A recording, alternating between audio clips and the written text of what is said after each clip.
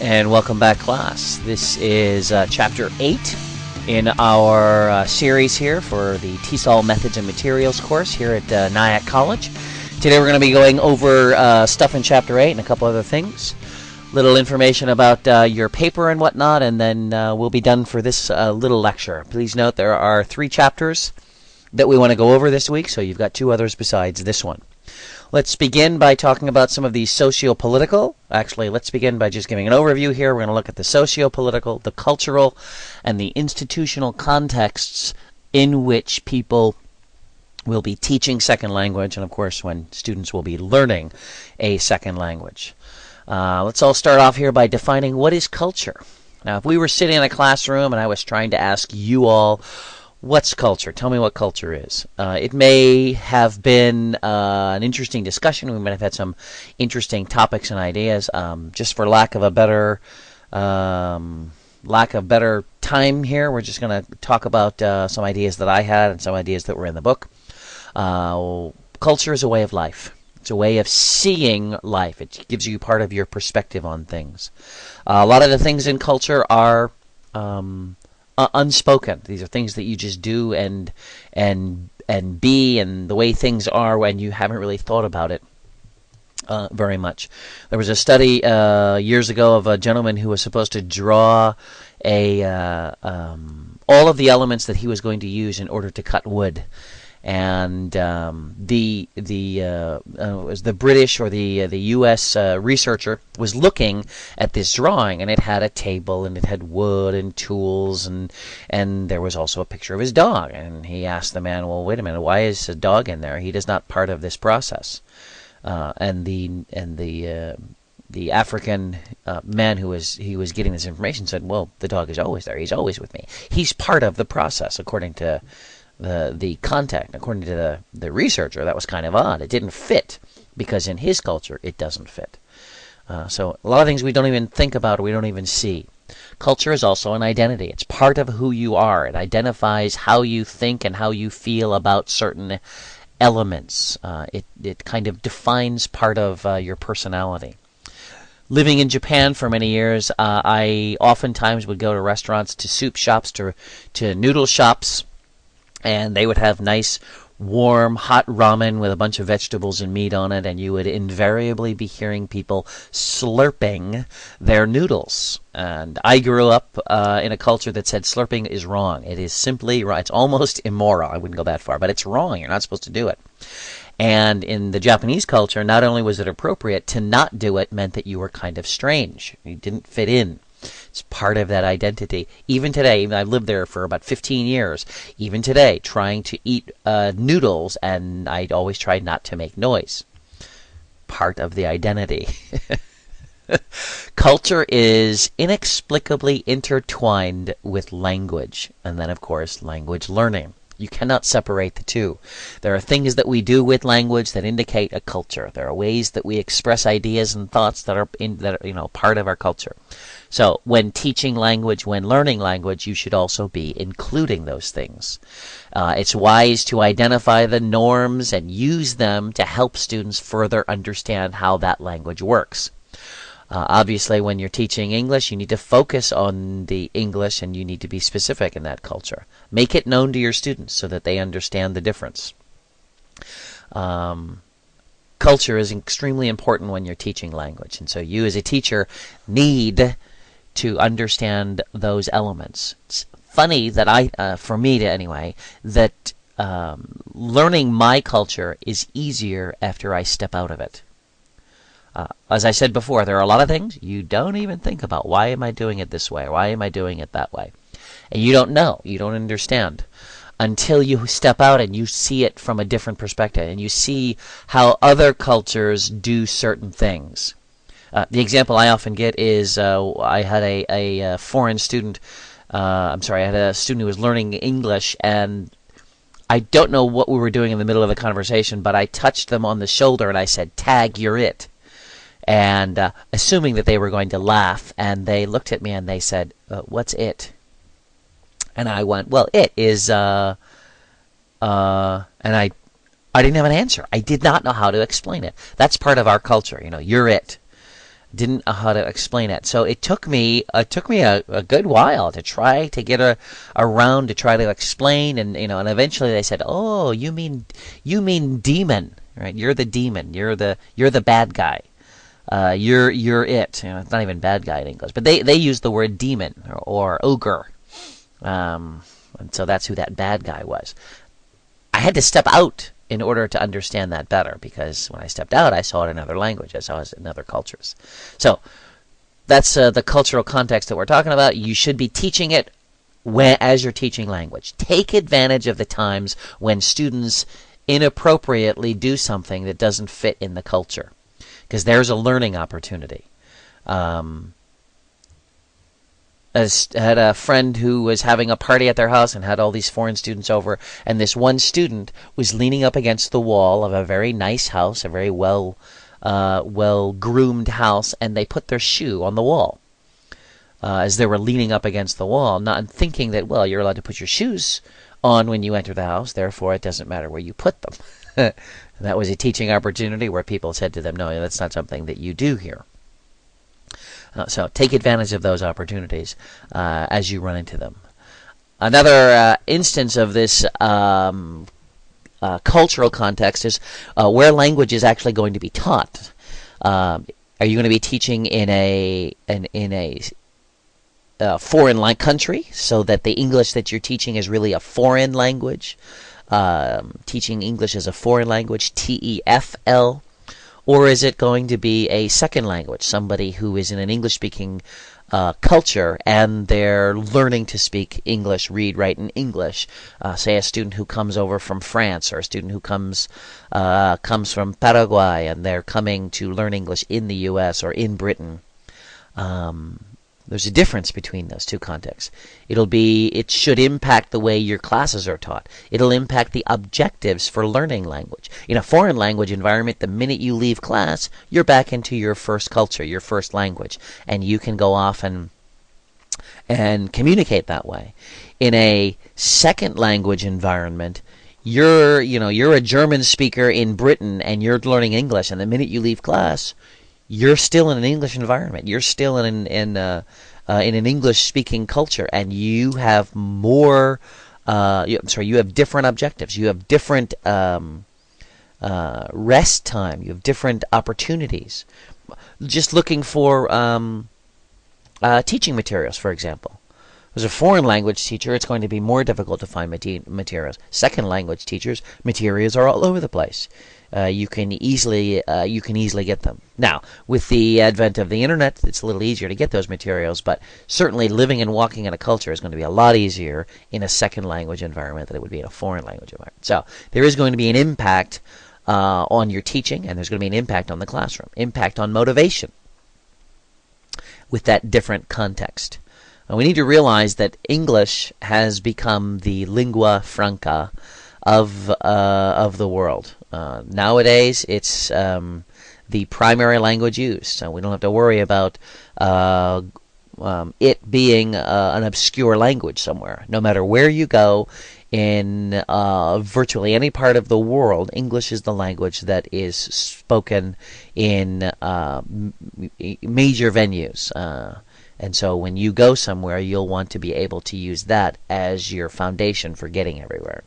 Just like when Paul was living, there was something called the Pax Romana, the Peace of Rome, and everywhere you went in Rome, it was peaceful, you could travel. But the language that was spoken everywhere was Greek. So that was the lingua franca at that time. When teaching English, obviously, you should be focusing on the language that you know, not British English, not Australian English, or unless you're British or you're Australian.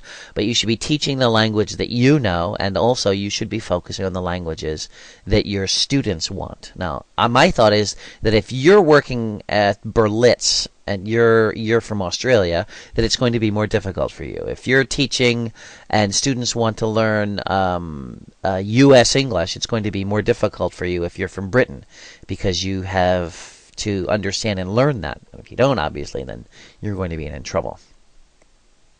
primary thing here is, what do your students want? What does the school require? And those are the things that you should probably be focusing on. The next context here that languages could be taught in is the type of teacher.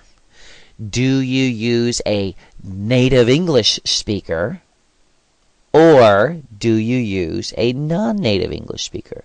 Which one is better? Which one should you use?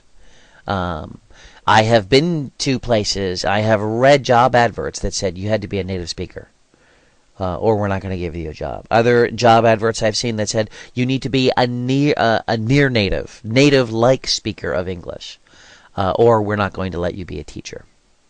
So, I mean, it is a question. Which is better? I've had foreign English language teachers who would come to me and say that they were a better teacher than I was because they understood English grammar better than I did, because they had to study it as a second language, as a foreigner. And they could understand, and they could explain to their students, from the same language and background, they could explain it to them better.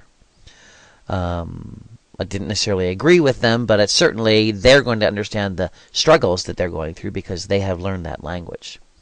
The real question here is not someone's background necessarily, not their experience, although that helps, not their training, although that's very important as well. The real issue is what sells. There are certain places, certain schools that say we don't want a native speaker, and that's all we want, because native speakers sell. If I live in Tanzania, if I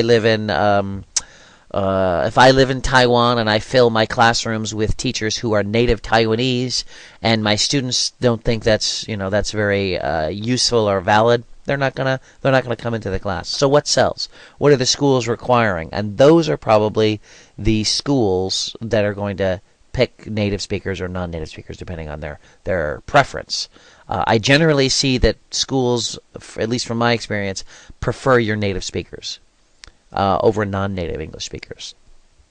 At the same time, they prefer native speakers who know a second language. The monoglots have more difficulty getting jobs. It's certainly, in my opinion, that if you're bilingual or trilingual, you're going to be a better teacher because you understand the struggles and the frustrations and the problems of learning another language.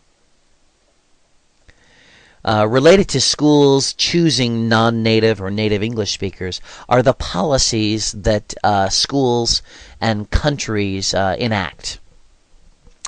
So it's rather interesting to see that there are certain countries that have enacted certain policies that require and or ban the use of a language. There are certain countries in Asia, there are certain countries in the Middle East that require, not the Middle East, in Africa, that require students to study in English.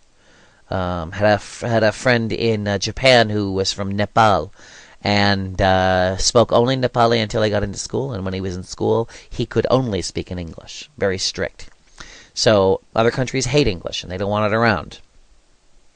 They don't want to have it impact their culture at all. So you're going to have differences there, but they'll institute policies.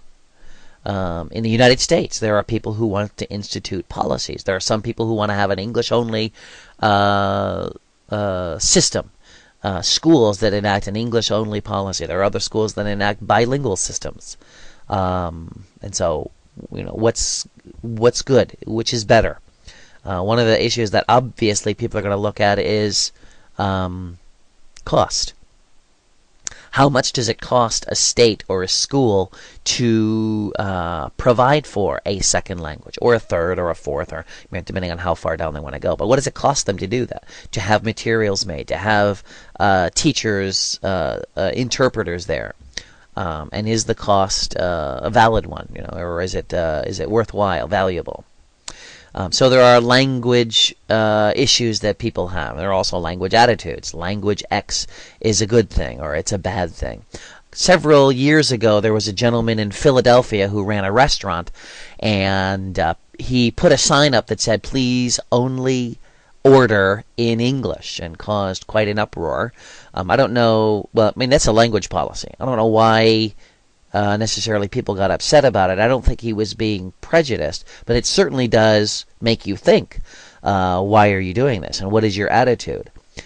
People interviewed him later, and I believe the reason that he gave was that his staff didn't speak any other language, and so trying to struggle through understanding another language, and it's because he wanted to keep people coming through, they put up the sign. Whether that's true or not, I don't know, but it certainly does show that there are attitudes.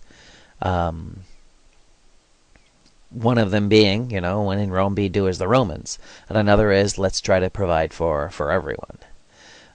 With regard to language policy as well, language teachers, schools may have an emphasis on what kind of language people should be learning, whether they should be learning your basic interpersonal communication skills, or BICS, or whether we should be focusing on cognitive academic language proficiency, the ability to work and survive in an academic setting.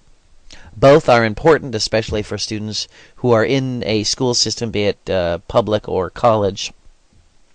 And eventually, if they're going to go into college, they're going to need to know CALP, but they should also be learning BICS, and probably learning them more or earlier than the CALP. So, language policies are things you're going to run into as you're teaching, whether you're teaching here or whether you're teaching overseas. Schools may also have different contexts in which they create language programs. The worst one that Brown mentions is submersion, which is basically throw these people in and ignore them from then on in. You simply throw them in, and that's it.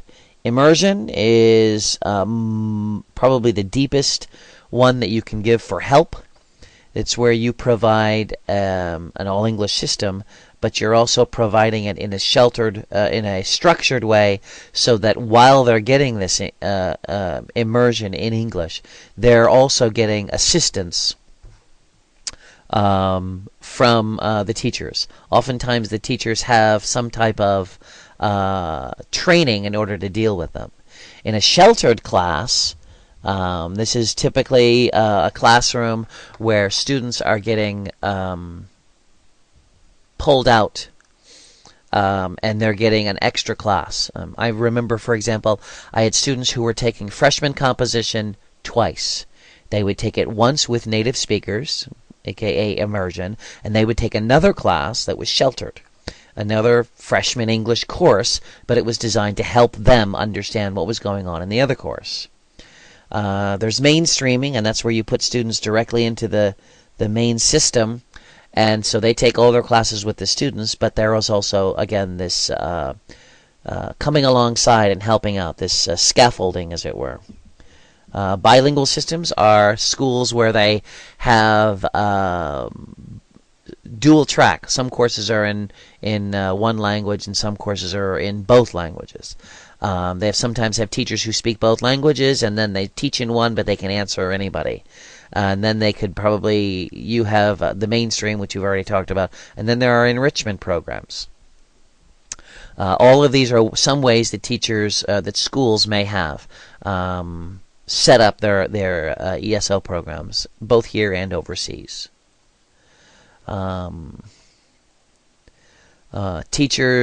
Schools may also have specialized institutional contexts. They may have, for example, courses that are specifically designed for survival English. Or they may have courses, that's it, just survival. So people who can go to the restaurant or go shopping or, just your basics. Oftentimes people who are planning on living overseas for 3 months or go on vacation, or they're just doing one small they're just doing the bare minimum, and that's all they need. We'll use survival English. There's also literacy based, people who are trying to learn to read and be able to read and write because they're not getting involved in other aspects of the language. You have vocational English, and these are people who have, I would consider this some form of ESP, English for specific purposes. But Vocational ESL is where you're trying to get someone to perform a job, a vocational job, and they need the English to do that specific task. ESP, English for Specific Purposes, again, would be something similar, but it's not just for vocation. It may be for teaching a course. It may be for providing a specialized service. Maybe it's that you're going to be working in a particular branch that's overseas and you need to be able to function within that framework. Okay. EAP, English for Academic Purposes. And these are programs that are designed to help students who want to learn their CALP and also want to learn all the academic requirements so that they can go and work in a they can go and study at a university somewhere, a college somewhere. English for academic purposes. A more generalized term is your IEP, your intensive English programs. Intensive English programs are simply that. They're an intensive amount of time. Students spend all of their time studying language. So, for example, an EAP, an ESP, and even literacy could all be considered an IEP because they're focused on learning as much as they can in a short amount of time. They might have 5 hours of classes, all English. You might have an hour of reading, an hour of listening and speaking, an hour of writing. So it's very intensive every day. That's an IEP. Okay, so those are the contexts. You have the cultural elements that you need to understand. You've got socio-political, all these political rules and policies, and then you have institutional systems and how they set up. All these are going to impact how languages are taught and how they are learned. And that's all for this chapter. If you do have questions, please post them on the board, and I will also have questions posted. Talk to you later.